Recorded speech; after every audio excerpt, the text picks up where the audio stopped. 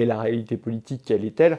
Déjà, c'est que ces partis qui se considèrent comme les seuls et uniques souverainistes, en fait, électoralement, ne font que baisser, hein. Quand vous prenez les élections européennes de 2019 et vous additionnez à peu près tout le monde, ça donnait à peu près du 5%.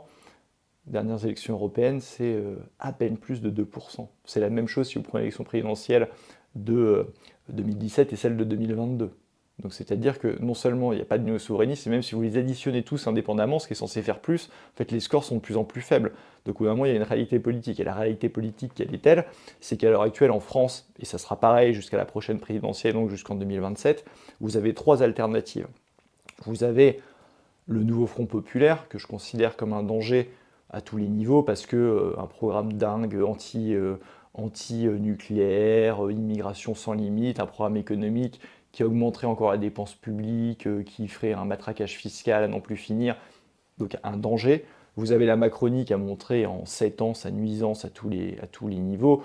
En plus, évidemment, sur l'aspect de la souveraineté, qui n'a pas arrêté de faire des transferts de souveraineté, qui appelle à des nouveaux emprunts communs de l'Union européenne, enfin des délires, c'est-à-dire une politique à la fois médiocre, inefficace et antinationale. Et le troisième bloc, c'est le bloc du Rassemblement national, qui est le seul bloc qui est souverainiste, qui est le seul bloc qui est patriote. Mais je pense que les Français n'ont pas 20 ans à attendre et la France n'a pas 20 ans à attendre. Parce que vient un moment en fait où vous avez tellement perdu d'éléments de souveraineté qu'en fait vous ne pouvez pas la recouvrer.